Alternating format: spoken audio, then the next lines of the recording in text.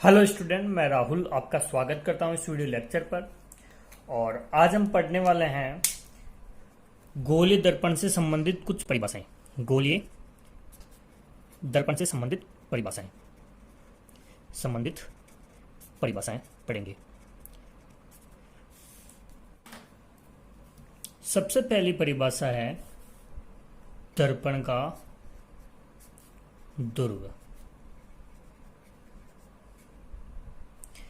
देखो, ये आपका दर्पण है और इसका एक तल पर हम पॉलिश करते हैं और दूसरे तल पर हम परावर्तक तल बनाते हैं। ठीक है, इस तल के जो परावर्तक तल है उसके केंद्र बिंदु को या मध्य बिंदु को हम क्या बोलते हैं? दर्पण का ध्रुव बोलते हैं। जैसे कि इसका केंद्रीय बिंदु यहां है तो इसका ध्रुव यही होगा और इससे हम किससे प्रदर्शित करेंगे? हम P से प्रदर्शित करेंगे। तो इसकी परिभाषा हम लिख लेते हैं। गोलीय दर्पण के परावर्तक तल के केंद्र बिंदु को दर्पण का ध्रुव कहते हैं, जिसे P से व्यक्त करते हैं।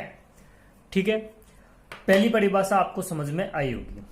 ठीक है, गोलीय दर्पण के परावर्तक तल, यानी ये परावर्तक तल हो गया, उसका केंद्र बिंदु या फिर बोल सकते हैं मध्य बिंदु को हम क्या बोलते हैं? दर्पण का ध्रुव बोलते हैं, जिसे हम P से प्रदर्शित करते हैं। अगली परिभाषा आती है आपके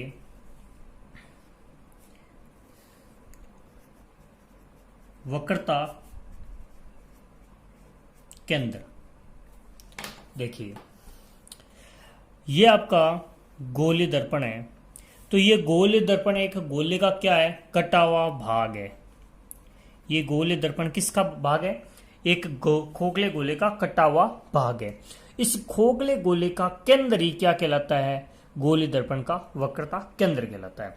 जैसे कि मान लो ये खोखला गोला है, इसका केंद्र यह है, तो इसी केंद्र को क्या बोलते हैं? गोलीय दर्पण का वक्रता केंद्र बोलते हैं। तो इसकी परिभाषा भी लिख लेते हैं। गोलीय दर्पण एक खोखले गोले का भाग है। इस खोखले गोले का केंद्र ही गोलीय दर्पण का वक्रता केंद्र कहलाता है, जिसे C से प्रदर्शित करते हैं। ठीक है, इस वक्रता केंद्र को हम C से प्रदर्शित करते हैं।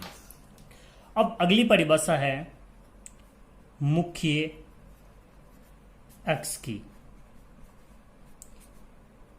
मुख्य अक्ष किसे कहते हैं? देखो, वक्रता केंद्र C तथा ध्रुव P को मिलाने वाली काल्पनिक रेखा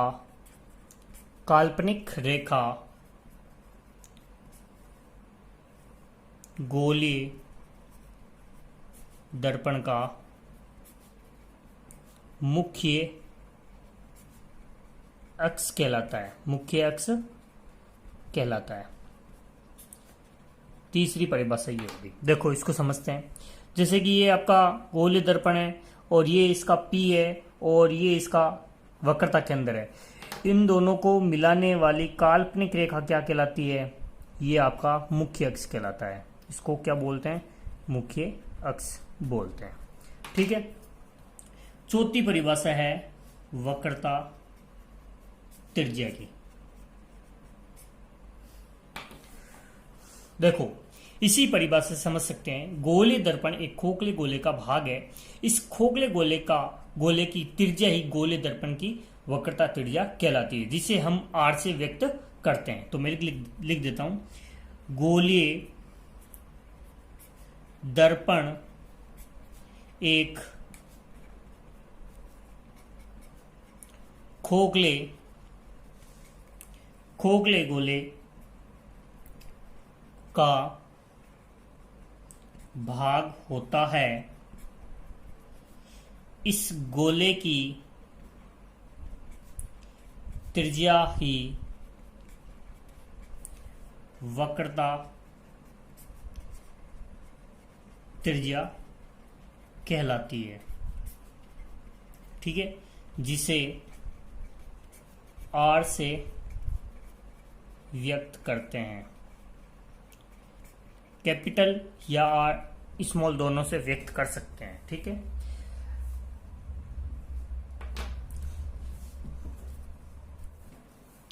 अगली परिभाषा आती है 5 नंबर पर, मुख्य फोकस।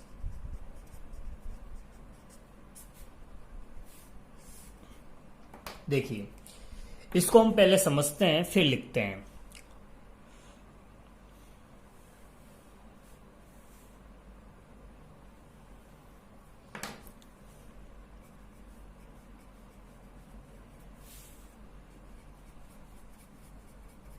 यदि हम धसे हुए भाग को परावर्तक तल बनाते हैं तो वो दर्पण होता है अवतल दर्पण। ठीक है, इस दर्पण को बोलते हैं अवतल दर्पण। यदि हम उभरे हुए भाग को परावर्तक तल बनाते हैं तो हम उसे बोलते हैं उत्तल दर्पण। ठीक है। अब देखो, ये आपका हो गया, इसको वापस समझ लेते हैं। ये आपका क्या हो गया?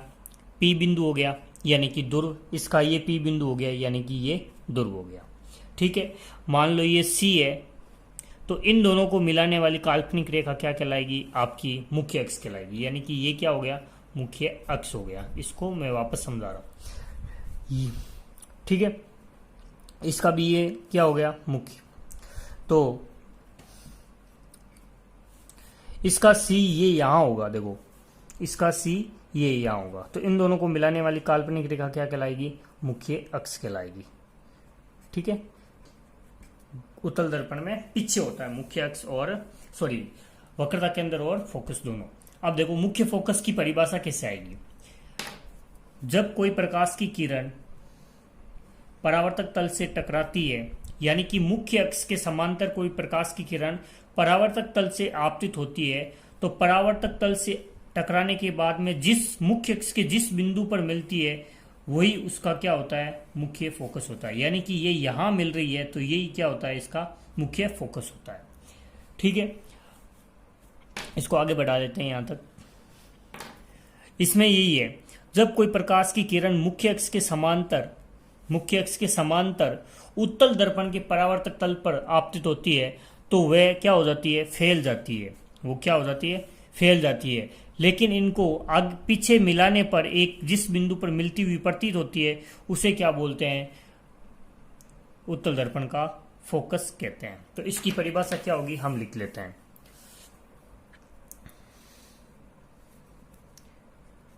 मुख्य अक्ष के समांतर कोई प्रकाश किरण परावर्तक तल पर आपतित होती है तो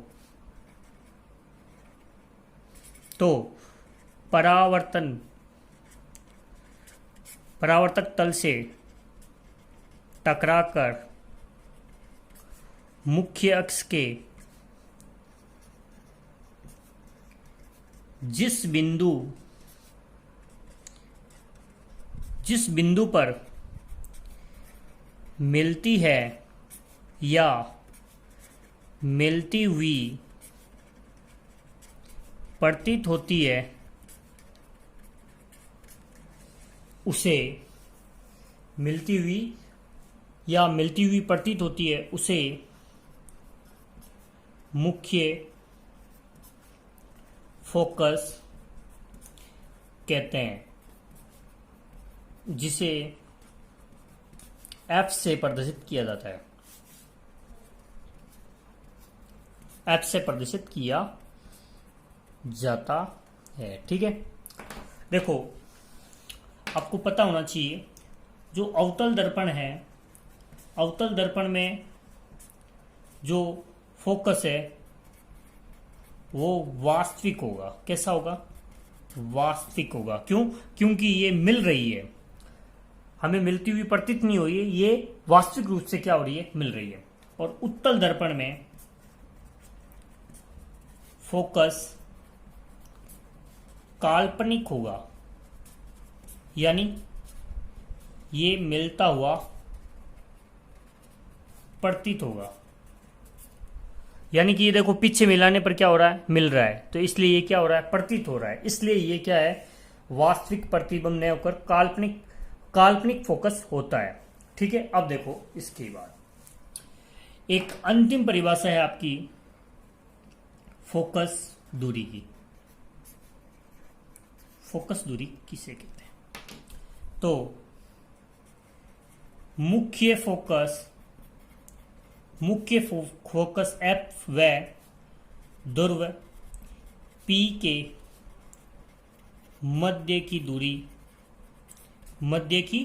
दूरी फोकस दूरी कहलाती है। ठीक है, यानी कि ये ध्रुव है और ये P है, इन दोनों के बीच की दूरी क्या कहलाएगी? आपके फोकस दूरी कहलाएगी। इसको क्या बोलेंगे? फोकस दूरी बोलेंगे। ठीक है, अब देखो फोकस दूरी, ये आपकी वक्रता त्रिज्या R है और ये फोकस दूरी है F। तो वक्रता त्रिज्या R की फोकस दूरी क्या होती है? आधी होती है। ये आपको ध्यान में रखना है। ये आगे आने वाले जो आंकिक प्रश्न, न्यूमेरिकल प्रश्न करेंगे उसके अंदर ये काम आएगा। दोस्तों वीडियो अच्छा लगा है प्लीज इस वीडियो को लाइक कीजिए, अपने दोस्तों के साथ शेयर कीजिए, और जिसने अभी तक इस चैनल को सब्सक्राइब नहीं किया है वो प्लीज इस चैनल को सब्सक्राइब जरूर कर दीजिए। साथ ही जो बेल आइकन है उसको प्रेस करके ऑन कर दीजिए, जिससे जो भी न्यू वीडियो अपलोड करेंगे उसका नोटिफिकेशन सबसे पहले आपको मिल सके। धन्यवाद दोस्तों, आज के लिए बस इतना ही।